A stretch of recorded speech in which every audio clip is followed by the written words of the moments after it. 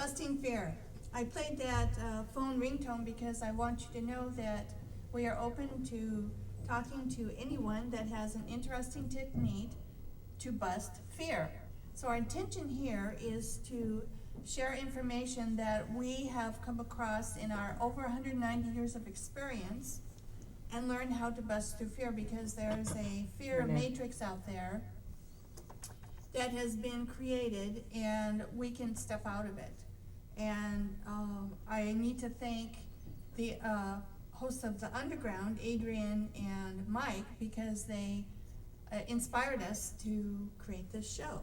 So the three of us have gotten together and we're going to share information that we've learned, techniques that we might have come across that have helped us. Tonight's our first show and we want to present a little introduction of each of ourselves. And so tonight we're going to start with Dixie. I'm Carol and this is Sue. So Dixie, would you like to go ahead? Okay. Hi, my name is Dixie Karras. I was born in 1946, so I'm the leading edge of the baby boomer generation. I was born in Idaho with a farm family, and then my dad worked for the railroad, and I spent my childhood in Idaho, but then they decided to move to California, and so we moved to the Bay Area, and I went to school, graduated from high school there, and I'd like to say that I'm going to attend a 50th year reunion this fall in October. Anyway, we lived in San Jose, and I went to college there. I was there at the college for about 3 years, and then I ended up meeting a guy, and we got married the third year, and he got a math teacher's job in Redding, California, so we moved to Redding, California, and I went with other people. We went down to Chico State, it was called in those days, and I graduated with a BA in social sciences in 1969. No, 1969. Then we decided to go into the Peace Corps before we started a family. And so from 1971 to 1973, we went to West Africa, the Gambia, and we spent 2 years there. We were in a completely different culture. It was a very, very interesting experience. And I taught English and art, and my ex-husband taught math, and we really enjoyed our time there. Then we came back to Redding, California. He resumed his teaching. We had 2 sons. They are now 34 and 39. Then we had invested in real estate during the late 70s when the boom was on, and we were going bankrupt because my ex-husband went into real estate. A good time, but then the recession hit in the early 80s. So we moved to Vancouver, Washington. My brother and his family live here. And eventually we got good jobs. It took a while. Eventually my ex-husband and I were going on different paths, so I decided that I would leave him after 25 years. Then I decided to move to Arizona because I had good friends that had moved there. And I created a little Cup of Heaven coffee house in the mountains of Arizona. And I made so many friends. I really enjoyed it. And so anyway, I had to move to California to help my parents with some medical problems. And I worked in a pie shop and with the orchard and pies, and then I went into the Red Cross for a year and helped people prepare for earthquakes. Then I worked on the 2000 census, and then I had a serious auto accident. My little Ford Ranger pickup was hit head-on by a Dole Fruit Company agricultural truck. And I had 101 broken bones, a serious head injury, was in the hospital for 3 months in 2 hospitals. I don't remember the accident or the first 2 months. I've recovered, and it led me down a different path that I am really enjoying. It was a blessing in disguise that the accident happened, and now I'm here, and we're going to be talking about some very interesting things. I'm very spiritual, metaphysical, and I'll tell you about some subjects that I'm interested in as we go talk on. I just wanted to add that what is unique about Dixie, myself, and Sue is that we all have different backgrounds. Dixie grew up in a metaphysical background with a strong influence from her mother, and she shared earlier when we were prepping for this that your mother told you about things that she read. She encouraged you to go to an Edgar Cayce workshop or school. Yes. Something Yes. like that. And I learned hand analysis in that one-day workshop, and I expanded on it, and I analyzed hands, and I really enjoy doing that. And so then my background is growing up in Pentecostal Christianity, and then Sue's background is growing up in a culture, family culture with no spiritual or religious background. And so she had an interesting, I think quite a profound event at the age of 7 to say, what do you want from me? So would you like to share a little bit about how that journey has brought you to where you are today, where you want to participate in busting fear? Yes. My experience as a child, I was out in the front yard, and there must have been some family drama that had been going on because I wasn't a happy camper at the moment. And but I looked up into the heavens and went, if there's a God, what do you want me to do here? I don't know what to do. Just tell me what to do. And there was an honest degree of distress about it. It was like, okay, I'm here, now what? And as time went on, the question still remained with me because there was the question was what's this life about?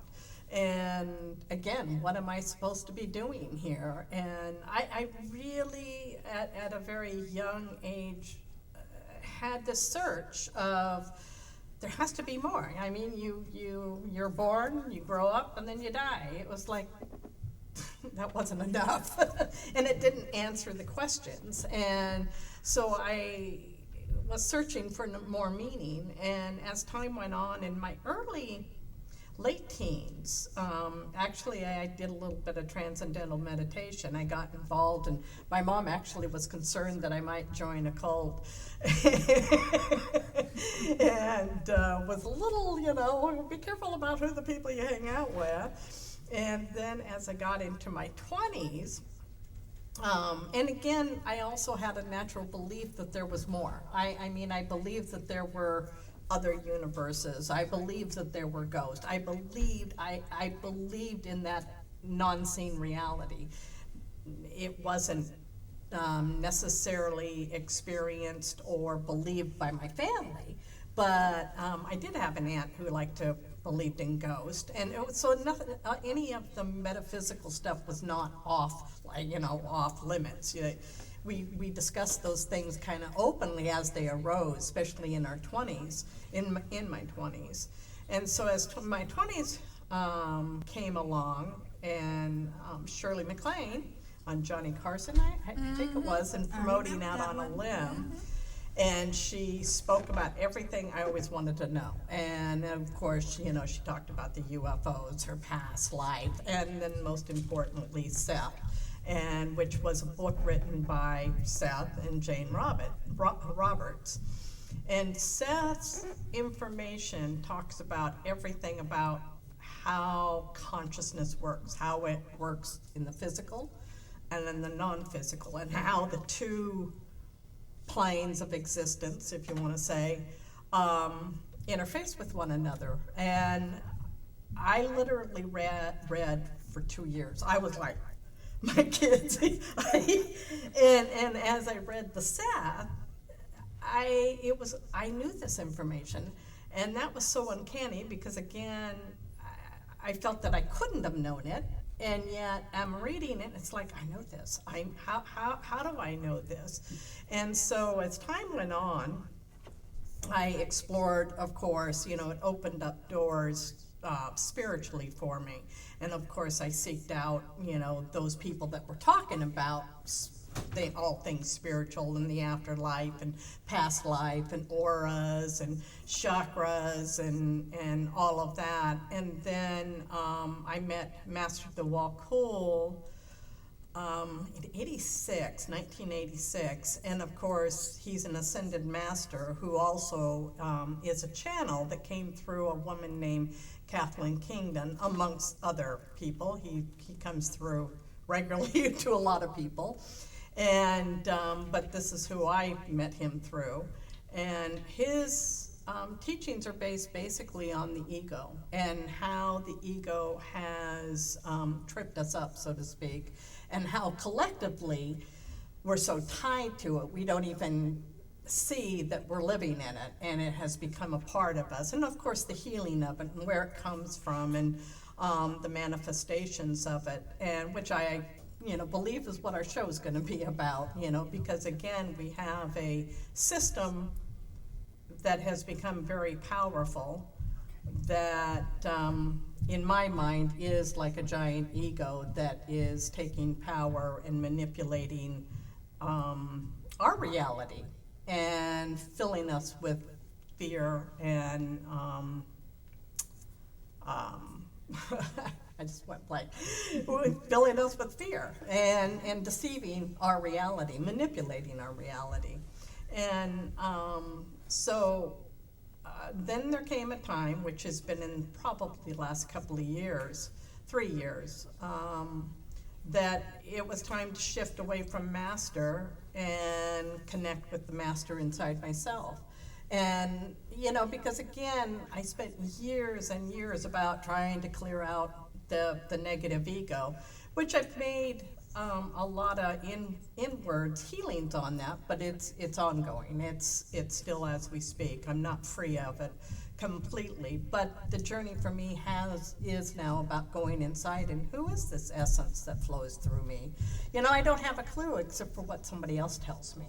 And so to get a intimate relationship, and it has been through meditation, is where I'm at now. And yet in that healing, I'm also being asked to venture outward. And so walking through this show, busting my fear, and being in front of an audience, including you, and speaking like this is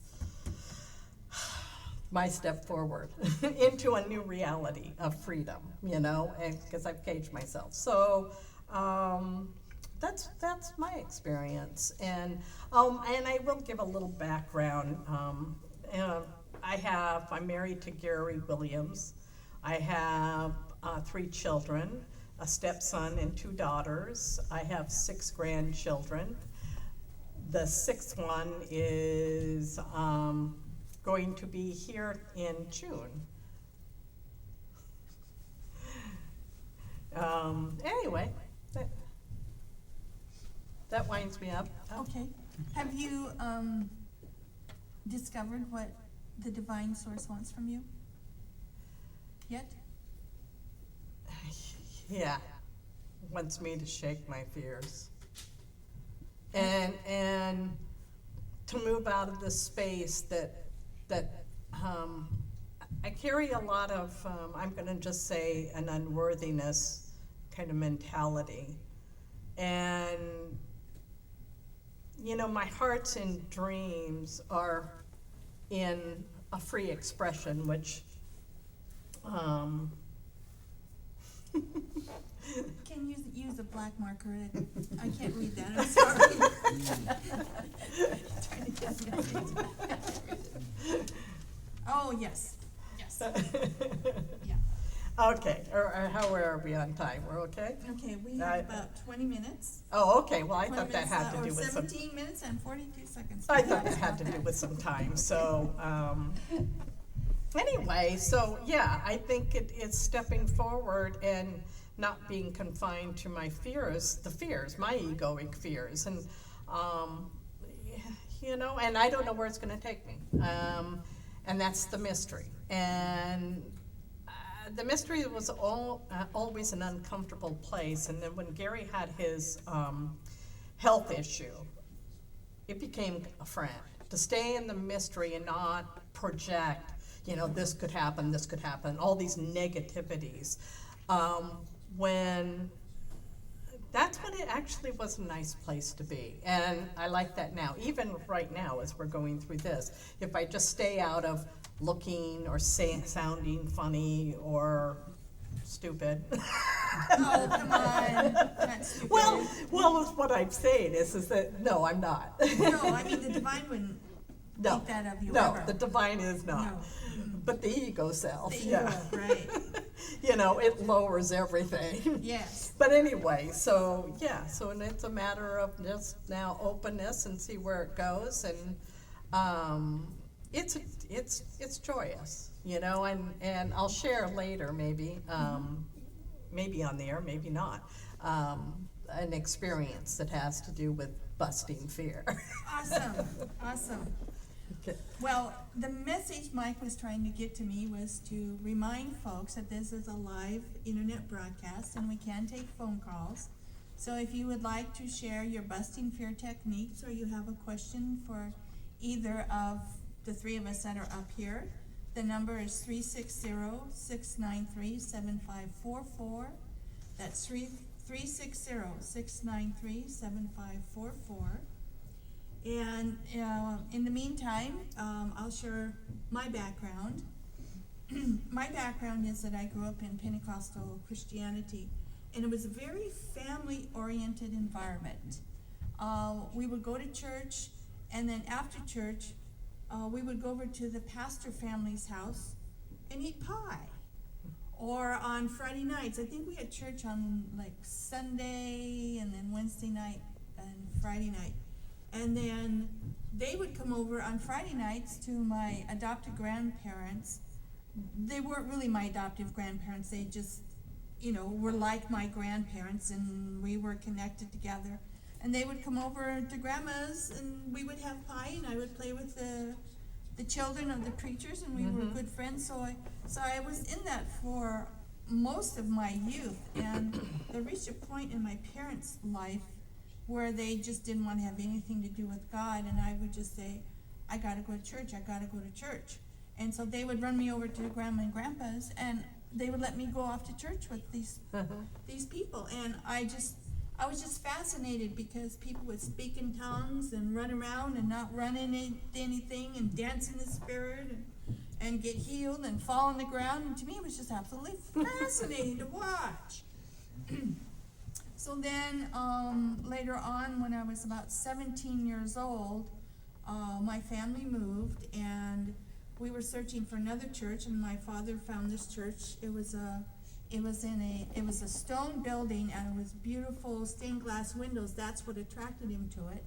And so we started going to that church, and what had happened is that the previous pastor had been decapitated, so they were really without a pastor. And so we came in when someone else found somebody in Chicago to come and start being the pastor of that person. There were probably about 80 people there or so. And it dwindled down to about 10 in about 2 years, because the teachings were quite revolutionary, something I had never heard, but made sense to me because they integrated both the Old and New Testament, so it captured you intellectually. And then because we started having these meals together and doing work projects together, created that family orientation again, where you blended and you shared and you were a part of this group. And then let's see, I was there for about 16 or so years, and then something happened and I got blasted out of that, and it was not a fun experience. I had been brought to the edge of myself where I actually felt like I wanted to commit suicide because it was such a painful experience. You have 120 people that you've gotten to know over the years, and all of a sudden, that whole life just is terminated. It's gone. Yeah, it's a type of death. Yeah, it is. It was a huge. It was emotionally wrenching, and so I was left with, how do you create another life? Yeah. Well, for about 10 years, I didn't do anything. I just walked away totally from anything Christian. What's interesting, in Pentecost, it was the devil was in charge, and in this other church, God was in charge. So when I left there, I didn't look for God, and I didn't look for the devil, and I didn't find him. And I go, so you get what you look for. Okay. And then if you don't look for it, you don't find it. Okay. So then somehow I made a connection with Sue, and I don't even remember how that all came about.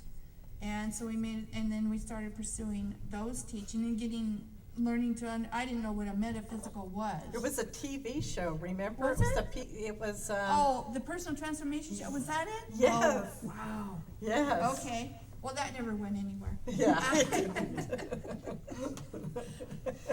But isn't that interesting, though? Yeah. And here we are. Yeah, here we are. And so anyway, that second church that I ended up in actually became a cult. And it's like the frog in the pot. Yeah. And you don't know that that's what's happened. And actually, lately, I've been kind of intuiting a topic which, unfortunately, psychology and psychologists have really dropped the ball. In fact, one doctor says, is not really talking out about psychopathic systems that are influencing this world today and creating this fear matrix. And as I've been studying this topic, I've kind of intuited what I think this is, and now I'm finding information that what I'm intuiting, people have written about already. So it's like confirming what I'm intuiting this is.